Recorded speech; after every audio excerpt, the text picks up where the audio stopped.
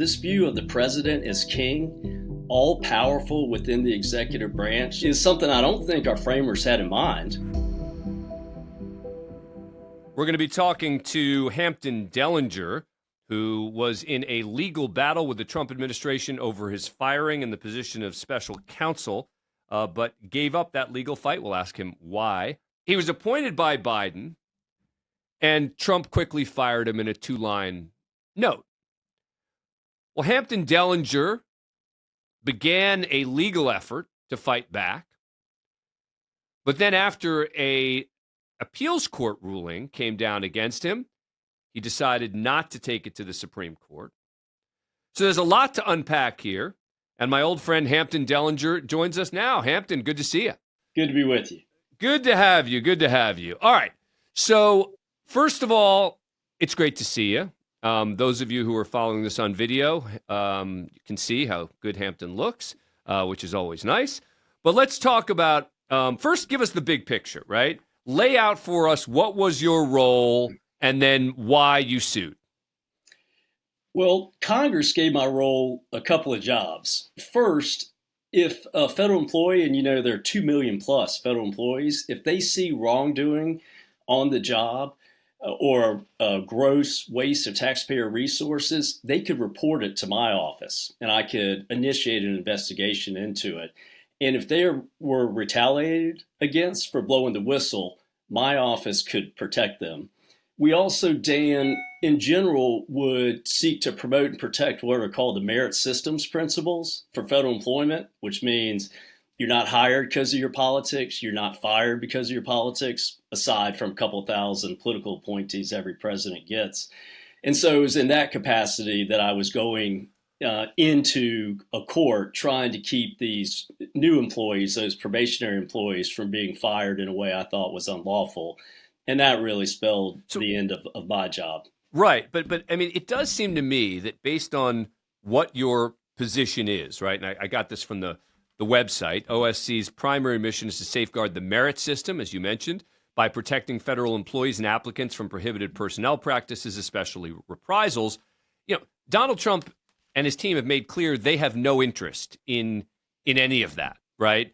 So it kind of makes your kind of position moot. So what was your argument for why he has to keep you in place? It was a legal argument. So my position was set up almost 50 years ago after the Watergate scandals, where we had presidential abuses of power, and Congress wanted my position to carry over between presidential terms, and I could only be fired if I was, people said, as long as you're not drunk on the job and you're doing your best, you ought to be able to fill out your whole term. And to your point, Dan, about the president's interest in abiding by those principles, it's not whether a president, this president, or anyone wants to follow the law or not. They don't have a choice. You either follow the law or we don't have a system anymore. I know this president made an argument that the law that he violated in firing me was unconstitutional. And I certainly respect his right to make that argument, but that's the only argument they had. The law was clearly violated when I was told to take a hike. Well, but then why give it up, right? You won in the district court. An appellate court then ruled against you. And I saw, you and I haven't talked about this privately, so I saw a quote of yours that basically said you thought it was a long shot that the Supreme Court would give you what you were looking for, but that's not a reason to sort of give it up, is it? Well, it's half the reason. And you know the Supreme Court better than I do, Dan, but this is a conservative... Well, that's not true, but go ahead. This is a conservative court, and it's a court that believes strongly in presidential power. I don't agree with where this court is, but I recognize it. And so when I got a panel of 3 judges that ideologically looked like the Supreme Court, and they were willing to park me on the sideline for the better part of a year, I thought, one, the chance of ultimately prevailing is going to be unlikely. But 2, and probably even more importantly, Dan, I knew that as soon as I was out, the independence of the office was erased. And so the idea of trying to come back 6 months later or a year later and pick up the pieces just didn't seem realistic to me. So I decided to fold, and it killed me because I was on the verge. This hasn't been made public, but I'm happy to tell you and your audience, I would have gone in last Thursday or Friday on behalf of all 200,000 probationary employees who I think had been wrongfully fired. So last Wednesday, I got relief for 6,000 of them, and then I got ousted. But I was ready to go in for all of them, and it would have been the right thing to do. I think I would have got the court to rule for me, the board. And so I'm always going to be frustrated that I didn't get to really go to bat for a couple 100,000 employees. We're talking to Hampton Dellinger, the recently, what's the word? I guess fired. Ousted. Ousted's a good one, yeah. The recently ousted head of the Office of Special Counsel, which was the independent agency that investigates and prosecutes alleged wrongdoing in the federal government. So lay out for us, what was you mentioned that their argument was that the law that you were appointed under was unconstitutional. Is that the argument that the appellate court accepted? And if so, what was their reasoning?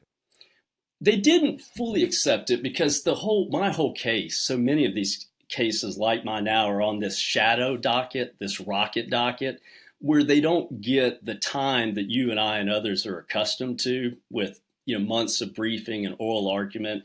So I never got a final decision by the circuit court. The district court did issue a final decision in my favor, 56-page opinion where she went through why my position, in her view, is constitutional. And so we'll never know, but it's consistent with this view. And this, I know this is uncharitable, but I don't think it's inaccurate. This view of the president as king, all powerful within the executive branch, and it's something members of the Supreme Court have been promoting for the last number of years. And I just don't get it. We've got checks and balances in Congress, the House versus the Senate. You've got checks and balances in the judicial branch, federal versus state courts, a higher court and lower courts. So this idea that only in the executive branch the president is omnipotent is something I don't think our framers had in mind. They didn't want another king and just call him president. And it's something that I think is unfortunate, but it's the reality. Now, if you had been able to stay in your position, you're making the argument that you would have gone to bat for 200,000 or so federal employees. How would that have worked, and why is it that you think you would have been successful? We had kind of taken a step-by-step approach. So when I saw these mass layoffs happening, first, it is important to know, Dan, that I recognize the president gets to reorganize the executive branch. And of course, Congress can shrink government whenever they want through the power of the purse. But they're just rules for how you're supposed to go about it. So you've got these RIF, reduction in force rules, or if some individual's not doing their job, they can be tossed at any time. But this president and Doge picked door number 3, which are these mass layoffs not done according to the RIF rules and not done based on individual performance. So I first went into the board that would hear the cases I bring, called the Merit Systems Protection Board. 2 weeks ago, I went on behalf of 6 employees, and the board ruled for me. Last week, I went on behalf of 6,000, because it's the same legal argument. These folks have been fired en masse with no adherence to the law. And so I was taking that step-by-step approach, careful about the facts and the law, and I think I had the basis to go in for everyone who had been unlawfully terminated. So what happens to your position now? I mean, are they going to appoint someone else? I assume they'll put someone in if they haven't already. I haven't seen a public report, but one person who was lined up to take my position, I think makes no sense at all. And that's the Secretary of the Veterans Administration, because he's got a big job. And by the way, I respect and recognize his military service, but much of the work of my agency was trying to hold the VA to account for not serving the veterans and giving them the benefits they had earned. And so the idea that the head of VA could have my job and investigate himself, that's not just an appearance of a conflict. That's as clear a conflict as you could have. So I don't know who will come in, but I sure hope it's not the head of the VA. And what do you think the broader impact is of what's happened with your role? For 50 years, Dan, we've had a few independent, protected watchdogs in the executive branch. And it wasn't my job to be anti-Trump. And I respect the president. I want him to succeed like every American president. But in fact, I thought my job was consistent with helping out any president carry out their lawful agenda. Because what I would do is if there was some deep state, which I see no evidence of, I would make sure people are following the law and are carrying out lawful orders. Well, because didn't you even call out FEMA, for example? I mean, you were one of the ones who, when they were ignoring Trump homes, that you called them out, right? I did. I brought a case, and that case is still pending. And you may have seen, I called out the Biden administration time and time and time again. I'm always willing to have someone judge me on my record in office, and I played it by the book. I didn't cut any corners, and wanted to make sure that federal employees were carrying out Trump administration's lawful directives. And so now you asked about what's the upshot. And so without any inspectors general who are independent, without my office with some measure of independence, without the head of the Office of Government Ethics, there aren't any meaningful watchdogs anymore in the executive branch. You might get some folks in who are basically lapdogs, because that's what you have to be. If you can be ousted based on the whim and wish of any president on any day, you don't have a watchdog anymore. How many people worked in your office? It was tiny. It is tiny. $135 million budget. And we were really careful about the cases that we took on. I wasn't bringing weak cases. We don't have time for weak cases. And so we had a limited role. But I think, when you've got a whistleblower, Dan, in an agency who's being retaliated against by their agency, they need some place outside the agency to go. And that place was my agency, and I think we did a really good job for 50 years. Any regrets about not fighting the fight? I mean, I know your point. I get your point, right? Which is, this appellate court has a group of conservative justices, in your words, that look like the Supreme Court, right? But why is that a good enough? I mean, you make the point, if I was reinstated 6 months from now and the office would be a mess and this and that. But I don't know. I think there are a lot of people who believe that some of the excesses of this administration can only be addressed if and when people fight back. And I think there was a sense for a while that, hey, there's this guy Dellinger in this sort of small department who's leading the fight, and now Dellinger's giving it up. I was prepared to stay every day I could be in office, but I just know how these cases can drag on. And I'm a realist. And again, I disagree with the jurisprudence of the Supreme Court, but I recognize it's a reality. So it was a tough call. I didn't sleep the night I folded, because I knew I was prepared to go in the next day on behalf of hundreds of thousands of employees. So I gave everything I had, both to the day job, which I felt like I was doing 24/7, and to my litigation, as long as I could keep doing my day job.